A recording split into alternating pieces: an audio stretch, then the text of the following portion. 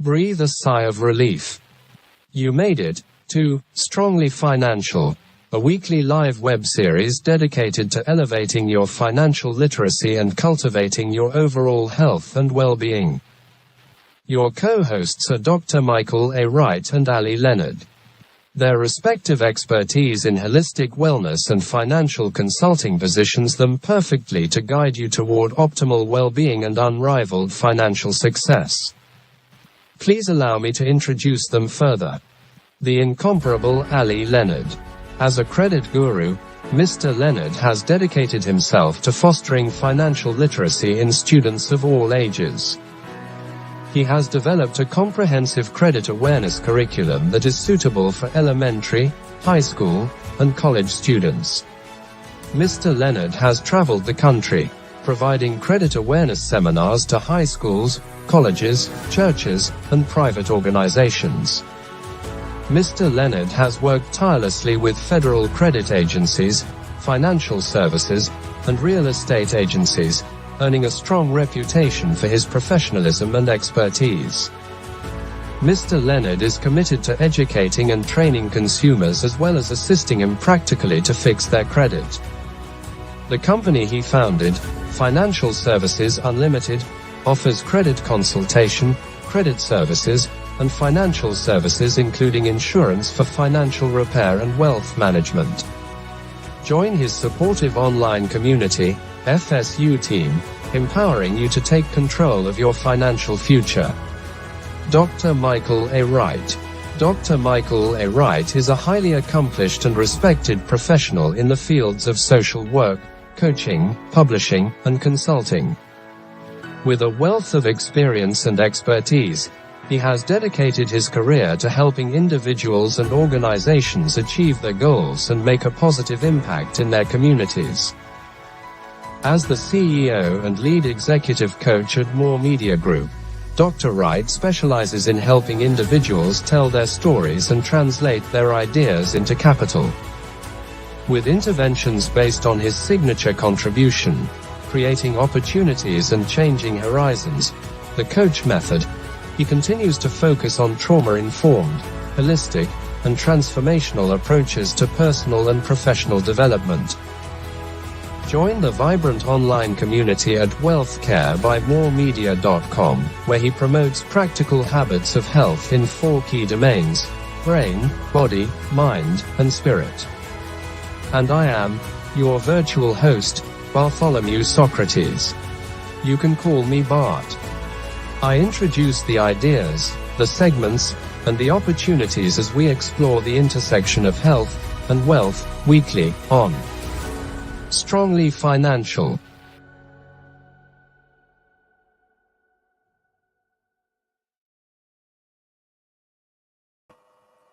Strongly Financial. Hey, back in the house. Back in. I feel like we've accomplished so much over the last week that it feels like it's been weeks since we've been online. Yes, it has. Yes, it has. Oh, and then I don't know if you got any travel in, but I have been on the road, and then I had 3 days straight of 14-hour days on set. So that was crazy. So I have lived a lot in the last 14 days, my friend. That's a wonderful thing. Blessing, bro. That's a blessing. Yes. So we've got some cool things to talk about tonight, because I think we should talk about business and mindfulness. Okay. And so the idea is there are a lot of things I encourage my clients often to get into business. So typically, as you know, my company is soup to nuts. We start with your idea for whatever you have, your story even, and we move toward developing revenue streams from that. Right. And so those revenue streams could be online courses. They could be building out a community. And ultimately, that's what you're really working to do, is build out a community with different features and things like that. Yes. So I thought it'd be interesting to talk about that in the context of mindfulness, because connecting with a business idea is often a difficulty for some people. And I talk to clients, and they're hesitant even to start with their book, but they finally get up the courage to do the book. And then here I come overwhelming them with these ideas about, because you can make a business out of that, and they're barely getting to the point where they're like trying to make money from the book. Right. And then knowing that the book doesn't make any money. Right. So I've got other clients who the book is done 2 years ago, and they're looking at how to sell copies of the book, but also how to build a life out of that. And that's really my most important thing. That's where the mindfulness piece comes in, because the question is about building a life that you can enjoy. Yes. So as an example, even though I'm exhausted, I'm really happy. Right. You know what I'm saying? Yes. I mean, it's good exhaustion. Yes, it is. Just like you have good stress. You have all these different pieces moving. You've got different people tugging on you. But here's my first point, and this is what I want you to engage us with from your financial know-how, is this thing about like what I'm feeling right now. The thing that I think I figured out, the critical element, is that you've got to feed yourself and refill your cup based on how you're being drained. That's the most important piece. Right. So if you can love to golf, but golfing doesn't feed you in the way that you've been drained throughout the week. So even though you're going out and golfing, you're still feeling exhausted, worn out. You don't have a lot of space to give people because you're not being fed. We got to get better at connecting how you're being fed to how you're being drained. And I think that will make people's lives a lot better. And so I want to talk about that and talk about it in some other contexts tonight on the show. Okay. Well, and it is difficult for people to be able to distinguish between exactly what you just stated, being drained, and then how do I, kind of refuel myself. And I mean, I think the biggest piece of that is plugging into your resources or the people around you that can help fill you, back up.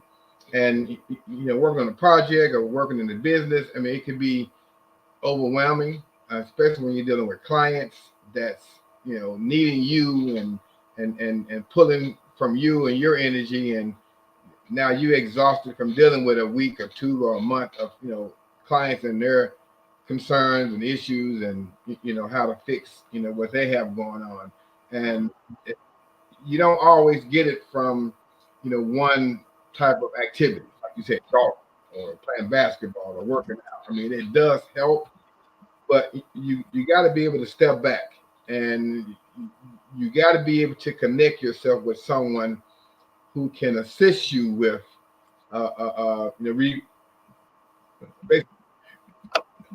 refueling yourself up, getting that energy back that you need to be able to continue to flow, and do the things that you do, and then not thinking that you're alone. There are people, individuals in your life that can help you in a positive way, but you got to also be careful, because on the flip side of that, you got people that are negative, and that's also pulling from you as well. So you got to be able to connect with the people that's going to help motivate you, uplift you, encourage you, and give you that inspiration to continue to move on. When you're going through these, mental and physical and emotional drainage, basically. Mm-hmm. Yeah, because there's a lot of stuff, working toward making. I talk a lot about non-striving, so you're not you're not working and aspiring to do things. You're allowing and inviting different things to come into your life. But even with that, it's still there's just responsibilities that come up. And so how you do that. So I really like that, making sure that you're connecting with people and recognizing you're not doing it by yourself. The other thing I think that I know that you just said was that step back. And I like that in the context of breath work, is the thing that I'm talking with students this week a lot, and helping them understand, and clients as well, because that's one of my biggest things. I just want people to be their best selves, like show up and be your best self, and be happy. And I just believe, and I wrote the book on that, happiness is the choice. It is. It's not a choice as in everything is going to work out, or the toxic positivity that we're talking about that sometimes, but it's you recognize where you are, and like you said, take a step back and look at how far you've come, the things you've overcome. Breathe in that reality of the greatness that's there and the greatness you've experienced, and breathe out the negativity, and the haters and the questions about whether you can or not. Exactly. Really find that thing that works for you. Yes, and just to add to that, you know what I'm saying, definitely got to step back, breathe, but you got to also be able to, like you stated, I mean, you got to understand where you came from, what you've accomplished, what you've all the hurdles and the obstacles that were put before you that you were able to go around, above, or through, and give yourself credit for the things you have accomplished. And a lot of times when we're basically looking too far in the future, that brings anxiety. Okay, well, I'm not there yet, but you're not where you started at neither. You know what I'm saying? So, live in the present and not dwell so much on what's over there, what's in the future, what's 2 years from now, 6 months from now. Yeah, you want to plan, but you want to take it, nice and slow, and using where you came from to where you are now, and give yourself credit for that. Definitely. I think that's critically important. The last thing that I want to say in this segment is really about the critical finding your thing, because I think a lot of people get into, we talk to clients all the time about you need more income, you got to find a way to make more income. We cut out all the expenses, you got to find a way to make more income. And folks recognize these days it's not always about just getting a second job or something like that. They recognize they have, side hustles. That's becoming more and more the norm. Yes. And I see a lot of clients who, that's why they're writing their book, because they see that as developing into this side or additional revenue stream. I want to make sure that people understand to get your thing, like find the thing that really inspires you.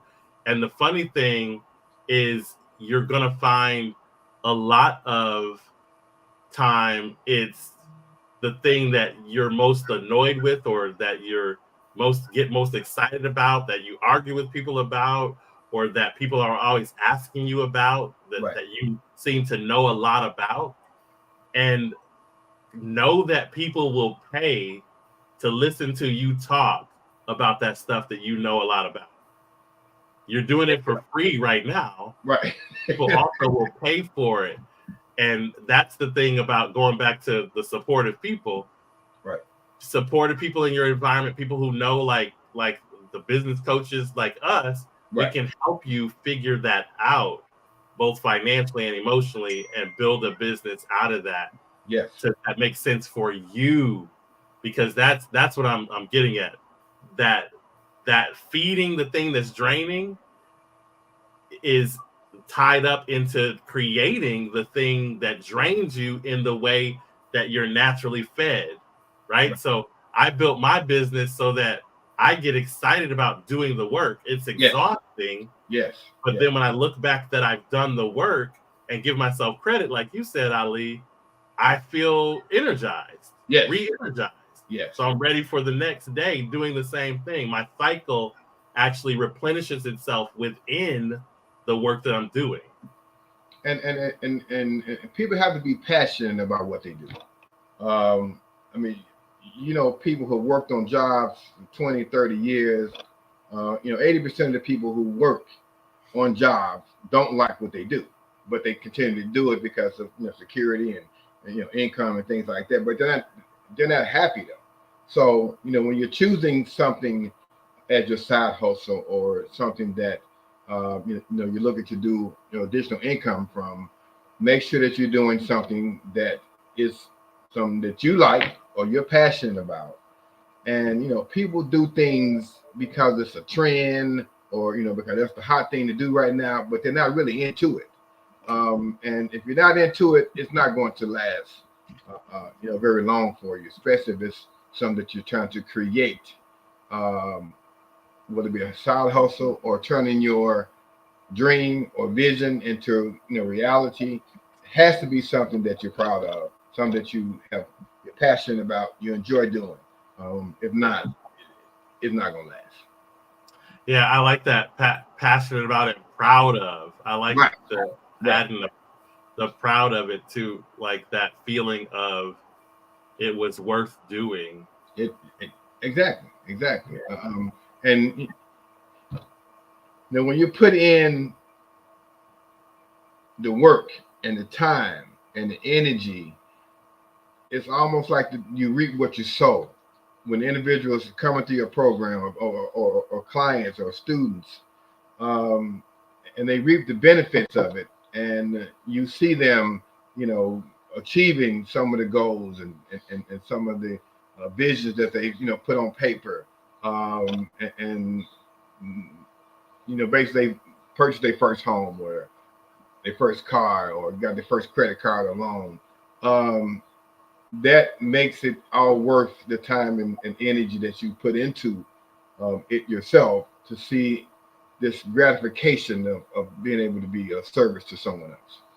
Yep, all of that, and my experience. I've finally gotten to the point, lived long enough to where my students have become the teachers, right, and the business owners and the people that I can now lean on.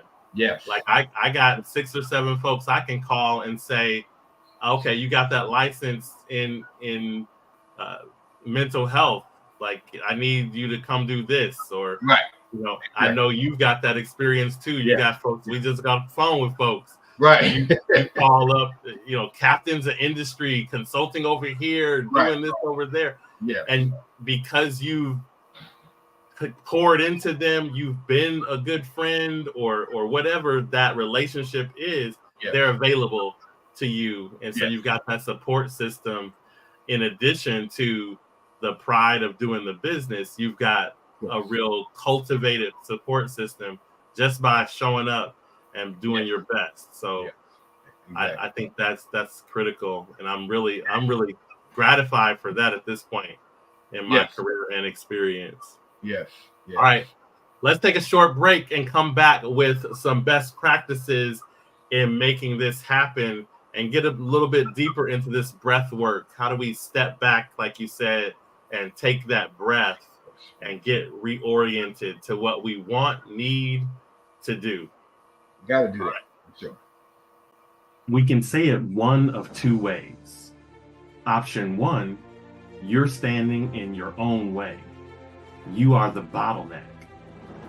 Or option 2, you're standing in between your present struggle and your future contentment.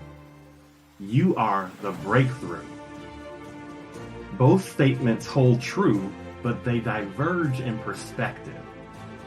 They also influence how you perceive your past, present, and future.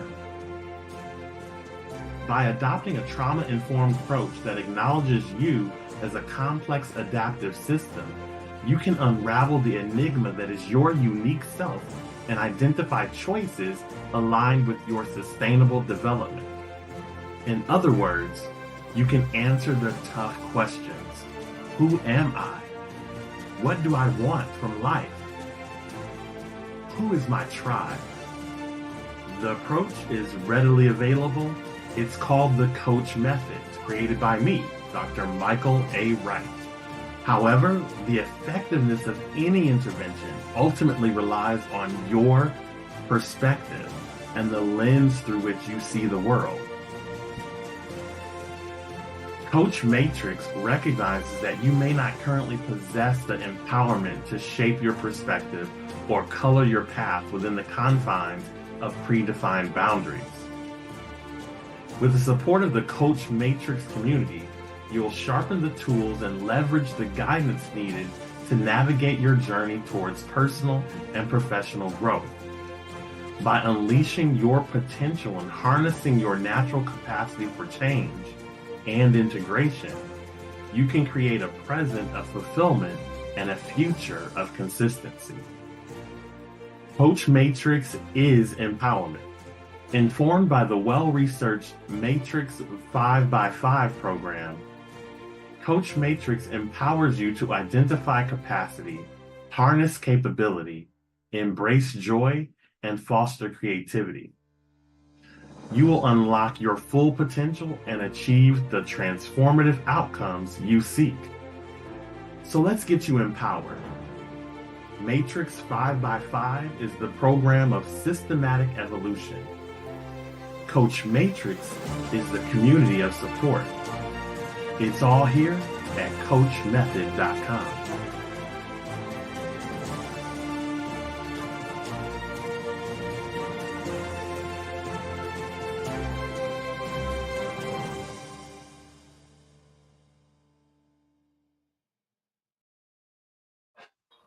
Always thankful for our sponsors. Always.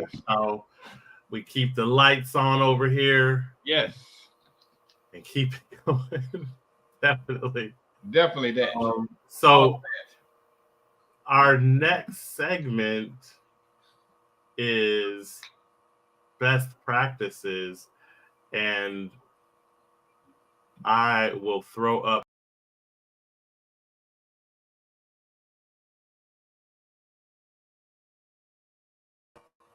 because that's what we do. We just have to make those graphic transitions because we're really like high tech with high production values in this shop over here. Anyway, the thing that I think is important to emphasize to people in this segment is the breath work that goes into this process. And the cool thing for me is it's going to address the overwhelm that people feel. And so I want to give a case study. I was talking to a young lady last night, and she was talking about just everything that she has to do, the things that are going on, and how she's default basically into being angry all the time. Right. And, kind of the typical story, like literally my mom's story, like this, I could be talking about my mom, single mother, 3 kids, just kind of trying to make it happen all on her own. Nobody else seems to be involved or really caring about what's going on. They're not really there for her. And she's looking to build that support system around her. And to her credit, without the whole, let me find me a man kind of thing. Let me approach it. Like, because that's a part of our discussion. I mean, that's the case, right? Yeah. That's not a part of what she's trying to do. She's trying to build support, like real people with real skills who can show up and will show up for her in certain situations. And that's where it really impacted me. Right. I was just impressed with being in that age group somewhere in the 30s and recognizing the choices she's made and how it's gotten her to this place, but also taking that moment. And so she recognized that she's approaching everything with anger. And she said she got downstairs after working a double shift. She's looking in the sink. She has to wake up, feed her kids, and the sink is all full of dishes. Right. And she wants to go off. She said she stopped and hugged herself, closed her eyes, started rocking back and forth and humming.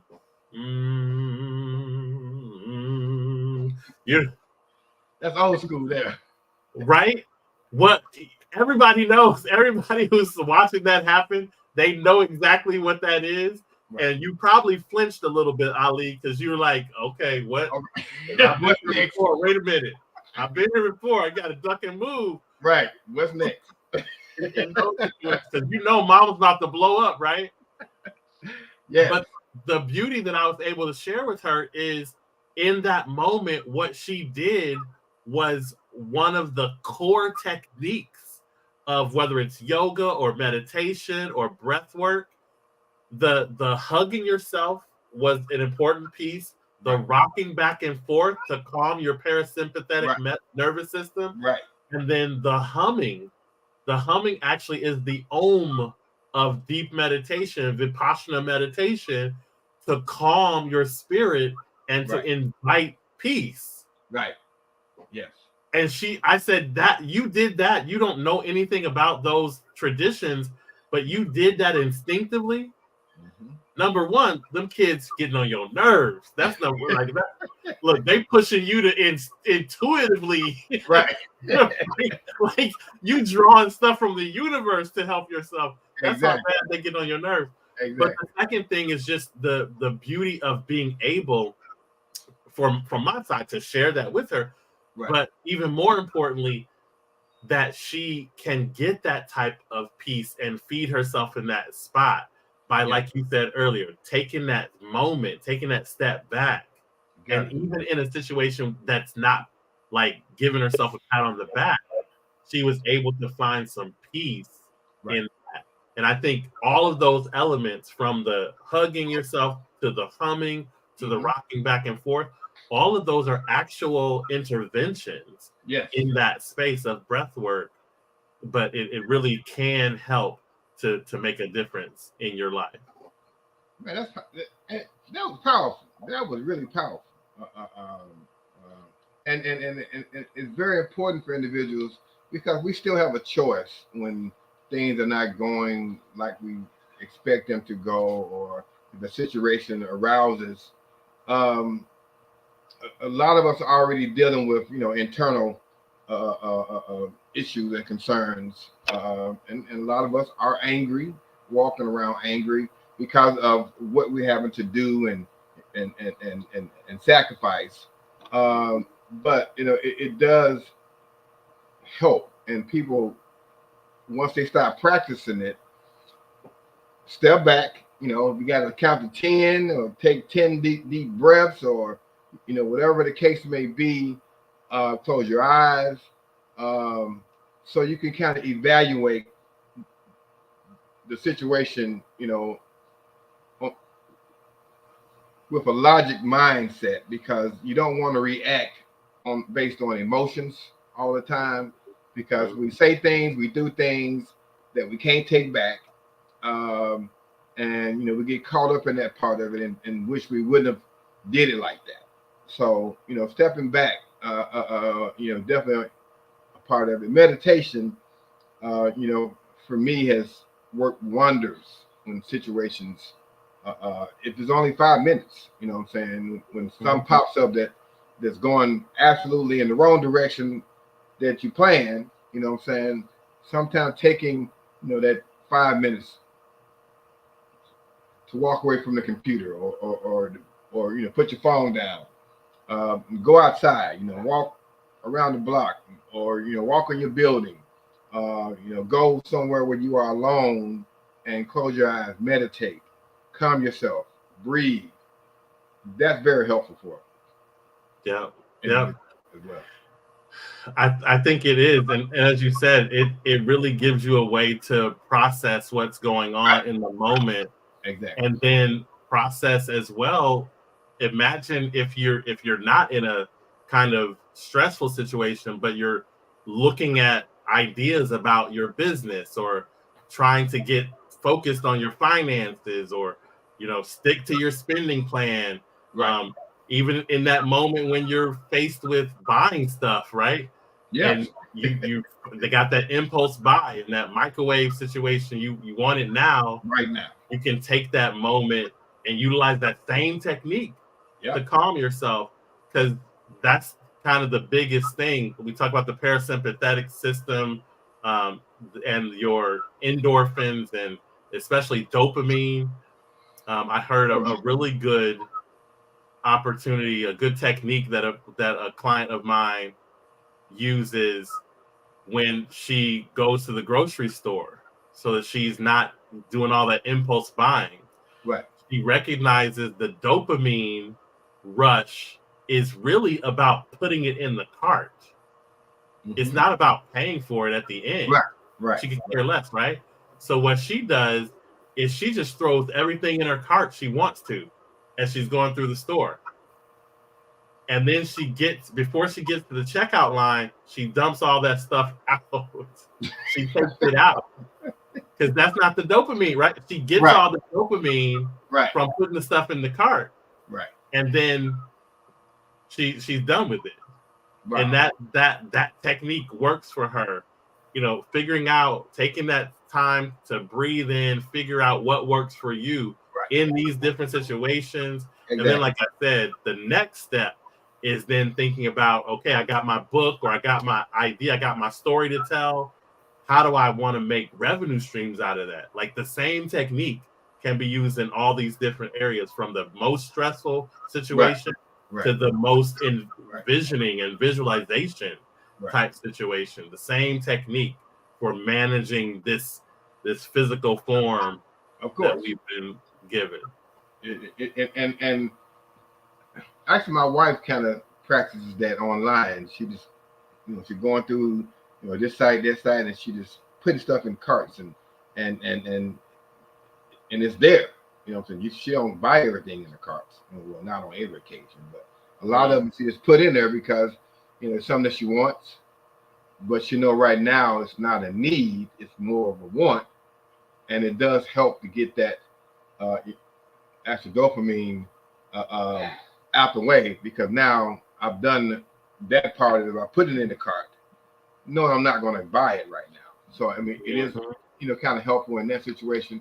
But people got to still understand that it's still a process, and things are going to come up. Even for us in our business, as long as we've been doing it, stuff still come up, and we have to be able to deal with that and address those issues or the concern. But we have a tendency to step back to evaluate, allow ourselves to evaluate and process, okay, where we are. If I do this, and not just offer. I'm telling you, emotion will get you in trouble, whether it be your spending, whether it be verbal situations and decisions that you're making based on emotions. So you gotta take time to step back. Yeah. And I've been on a big thing lately with helping people to recognize emotions specifically.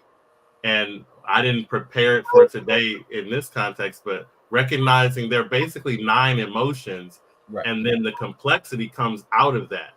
Yep. Like when you're sad, or when you're happy, or when you're angry, okay, what's the process that comes out of that? And recognizing those emotions, allowing those emotions to be what they are, but like you said, not moving based on those alone. Right. Like being able to make a conscious decision that adds in some logic, specifically, like you said, in those situations, can go a long way to change the outcome of your situation. Long way. Good stuff. Long way. All right. Best practices has concluded. Let's go into another commercial. Talk about this string bean. String beaming, baby. All right.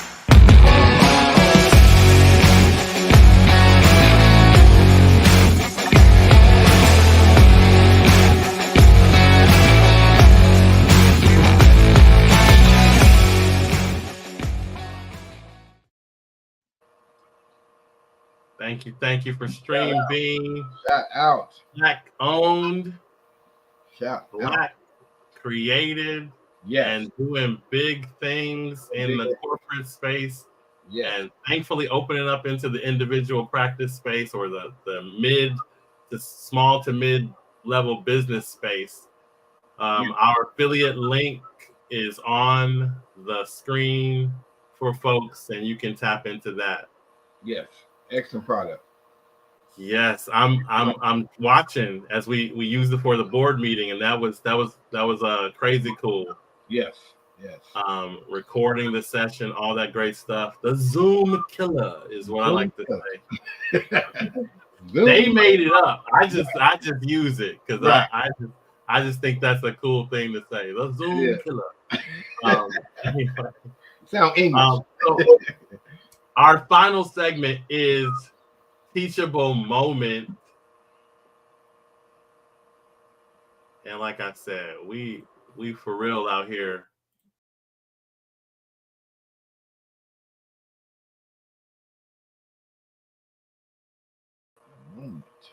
What the real issues are in terms of how this plays out in the real world.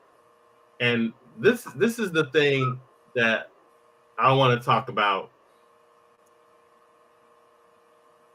I think that a lot of people just don't know that there are other options out there.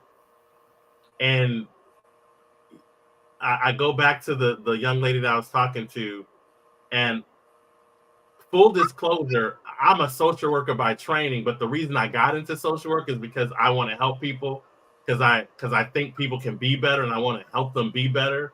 Right. And I'm a sucker for helping people to be better, to be their best self, right? I get in trouble, because I want to help, and I have to take a step back. I have to take a breath. I have to say, Michael, you can't want it more than they want it. Right. You can't force it upon anybody. No. And they can't do it your way. They have to find their way to do it. I mean, those are my three things I got to say to myself every single time. Right. And it still don't work. I'm still invested. i.e., I'm still thinking about this young lady. Right. And okay, what can I do? How can I help? Where are the opportunities in her space?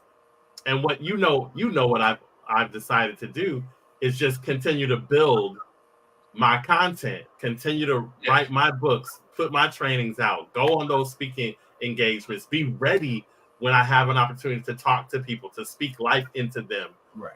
So it's not about waiting on people to need it. It's about having it ready for people when they do show up and they need it. And in that context, I think it's important for us, and I just want to talk to you for a minute, about the good work that we're doing. And I want to encourage you to know, again, repeating what we repeat all the time. It doesn't matter how many people show up. It doesn't matter how many people you touch. It matters that you're living your best life. Right. It matters that you're getting out what has been placed within you. Right. And you're expressing that fully, honestly, without reservation, unapologetically. Yes. Why? Because what else you gonna do? Right. What else is there? What else is there but to express what's been put inside of you in the world? And I just want to encourage you and encourage myself that none of the rest matters. Right. It doesn't matter what else occurs, like whether it jumps off, or whether it makes a lot of money, or whether a lot of people show up, or none of that matters, because as you're continuing to live and do what you have been, what's been placed in you to do, it has that kind of reward that impacts other people and reflects back to you as a positive in your life. Wow. And that's why I mentioned earlier is, whatever you're getting into, you got to make sure you're passionate about it, because it's going to be times when you're going to doubt. yourself, your ability to share the information that you have acquired over years, um, motivating, inspiring individuals, but you can't let that stop you from doing what you were created to do. And I mean, a lot of times, especially when we're pouring all ourselves into, our craft. Um, I mean, sometimes you think that people are not taking it serious, or not worthy of the information that you're pouring into them. Um, but when you step back and kind of evaluate this situation, you don't really realize what you've done for this individual. You don't know how you changed their life. You don't know, what inspiration that you gave them to, to uh, uh, stop doing the things that we're doing and focusing on, a different area. Um, for me, it was a prime example. When I was on my journey and teaching this, as a curriculum to hundreds and hundreds of individuals, it got to a point like, I mean, am I teaching this in vain? Mm. And then down the road, you got hundreds of testimonies of people that saying, "Hey, man, this has really changed my life." I'm a better person. I'm a better man. Because of what you took time and poured into us. So, I mean, and it's always good to have people, and we talk about this all the time. People that support you, people that I can pick up the phone and, Dr. Wright, man, I need to talk. You know what I'm saying, or share this and encourage you to say, look, man, you're doing fine. Stop looking at the things that have not manifested yet, but look where you come from. Look for the people that you've touched and the lives you changed. Look at that part of it and keep striving, because we all want, everything to be perfect. The timing ain't gonna never be perfect. And most of the time, the finances that you have are not going to be where they need to be for you to start this project or start this side hustle or start whatever dream or vision that you have. And I got to give this to you, Michael. You have done wonders for me, and I probably have not shared that enough to you. Just the encouragement to say, man, you ain't got to have 10,000 followers or 5,000 followers or 100 people to show up for this class. If one show up, if 10 show up, man, just do the class, or do the project, or go to the speaking engagement, or do whatever is in your heart to do. The numbers are going to come. Don't worry about that part of it, but you got to, in order to get to the numbers, you got to continue to present yourself, and nothing's going to be perfect for you. Just go out there and do it. Yeah, I appreciate that. And that's it's confirmation and affirmation. Yes. Because that's kind of my big thing. The difference, what I'm learning is the difference actually is happening in me. Right. Like the difference being made, like people say, if only one person gets changed, well, the one person is me. Right. I'm doing it, but I'm the one person.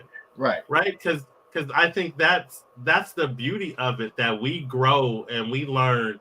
And I'm loving like the research currently on ego, specifically in how you govern yourself. Yes. And being able to put ego aside and recognizing how many areas of your life are literally ego. Right. Like procrastination, that's ego. Like ego is something overthinking, that's ego. Yes. Right? Hesitations and perfectionism, that's ego. If you move ego to the side and recognize that difference, that change in you, or better said, that integration of yourself holistically as a person, you'll recognize a big difference in the whole situation, your whole experience of life. And then the cool thing, like you were just talking about, that's what I hear, is when you get together with somebody else who wants to get it. it ain't even, they only got to be required to get it. They just want to get it. Then you can start to make moves that are exponential. Yes. Right. I can never bring 100% to any situation, but I can bring multiples of that 100% when I connect with people. Right. Because like they say, 2 heads are better than 1, but it's even better than that. It's exponential. Yes. When you get with like-minded people. Yes. Because there are great things that can happen. Yes, it is. I want to go back to another thing you said real quick. And then you can get into your reaction there. I love what you said. Basically, pour into the passion, not the person. Yep. So along with that, the difference is me. I'm not worried about who's accepting it, who's there, who's showing up. I'm really looking at, did I respond to my passion the way that I wanted to? And that's where you start growing developmentally. Because as you were talking, I was thinking through stuff that I've put out, and it wasn't perfect the first time. And I went back and I said, let me do a little bit more work on this and change this up. Right. And get with a graphic designer and get with an animator and connect with some people. And the product that comes and develops over time is just blowing my initial product out of the water. Yes. But like you said, if you don't put it out there in the first place, you never know. You don't have like everything that's needed. You need that pressure of it being out there. Yes. To really get you to the point where you recognize, number one, is this something I really want to work on? Right. For a couple of years. Number two, what are the pieces that people are missing? Like what's going on that people need in this space? Well, so that's critically important. It's very important, and that's where your support team comes in. I mean, one of the things that any great business leader, and I think about Henry Ford, he said, I am not the smartest person, but I have 100 smarter people that I can get whatever answer, whatever I need to get done and complete it, I can get it done because they are specialized in these areas that I don't. And we don't always specialize in everything that needs to be done. That's why you go out and find individuals, in their industry that you can go to, hire, barter, whatever connections you have, and let them do what they do and specialize in. That's going to make your product, really even better. And so, we want to, and I'm guilty of this myself. I'm much better now though, but trying to do all of it or as much of it as you can, spending hours and hours. Time is not only money, but time is something that we can't really get back. Yeah. So why spend 8 hours trying to do something myself when I can say, hey, Dr. Wright, I got this issue. Not an issue. I got a project that I'm working on and I need help with this part of it. And he got done in 15 minutes. I just spent 8 hours. Exactly. Yeah. You got to do that. You know what I'm saying? It's so important. So important. I that's one of my biggest things is it's hard to learn. I'm not even gonna say I'm guilty of it. I'm saying I'm continuing to learn, because the thing about learning to let stuff go is like you don't know how easy it is for somebody else to do it because you're too focused on trying to figure out how to learn how to do it. Right?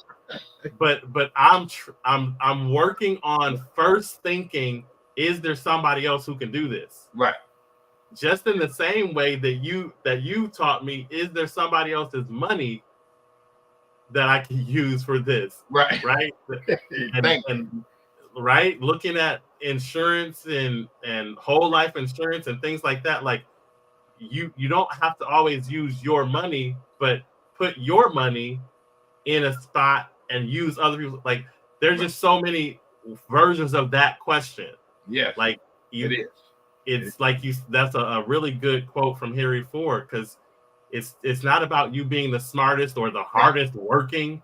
Like, I am not hanging my hat on being the hardest working person. Nope, no, not at all. I'm hanging my hat on having the best team. Exactly. The best team. So that's an important piece. Very important. Back to this people thing. A couple of last points I want to make before we get out of here. Let people be themselves. But more importantly, and in that same vein, be you. Yep. Like, figure out who you are and be yourself. And the people that need to be around you will love being around you. Yes. And the funny thing is, often they'll pour into you. Yes. Yes. And then the last thing, I had a class, and they were talking about if somebody comes at you inappropriately and they're not really responsive to what you're giving out.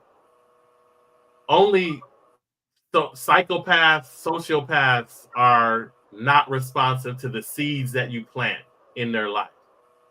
If you can be you, you can live out your passion, you can know that the difference starts with you, you're going to be the type of person who plants seeds in the minds of other people. Yep. They start to ask themselves, okay, wait a minute, maybe I can do. I mean, he did something. Like, he started, it wasn't perfect.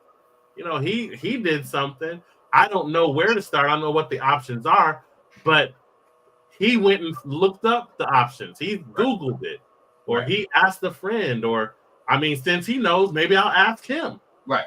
Maybe I'll do that. But those seeds are just so important. And that releases us, Ali. I know you down with this. Like, you don't have to have your clients work perfectly in every situation and do exactly what you told them. Because even on this podcast, you said, I remember you saying, some of my clients come back. Right. They messed it up. Right. They made other choices. Yeah. But they know where to come back and get that help because you planted that seed. Right. And they know there's a way to get better because the seed was planted. And for our mental health and our personal development and experience, let people grow. Let the seed grow like it needs to grow in their life. Right. And it saves you just a lot of that back and forth of trying to save people, trying to be the experts in their lives when no, they're the expert in their life, and they have to figure that out on their own, and they will. You give them the space, they will. And they will. And one of the things that I like when you said it, because I say it a lot myself, you can't want more for somebody than they want for themselves. But the type of individuals that we are, especially in the past, we was trying to be baby Jesus. We were trying to be, Captain Save It All.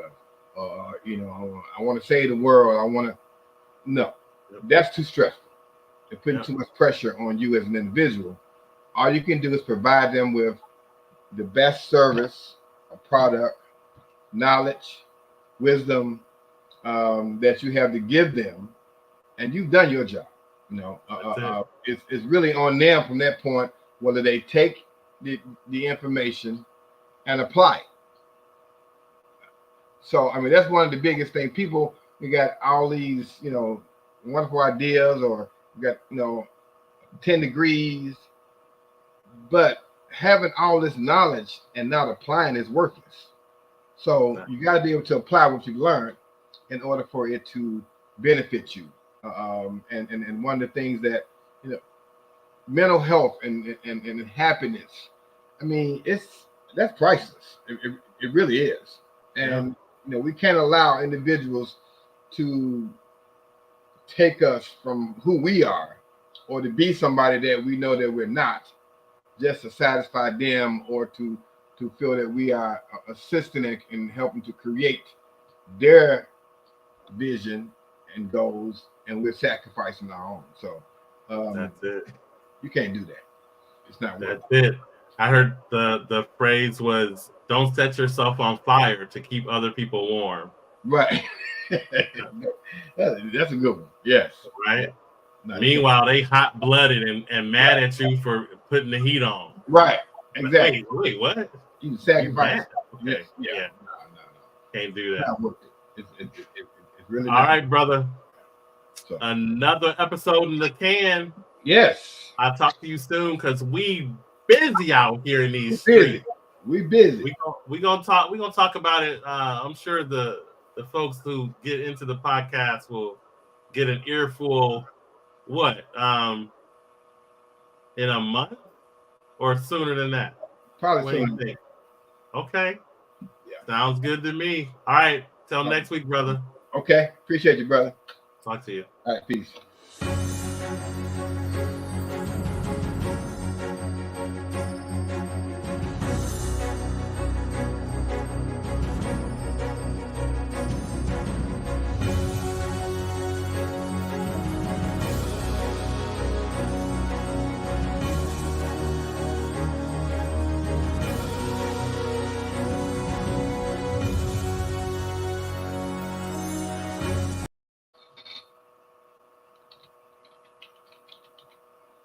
We out.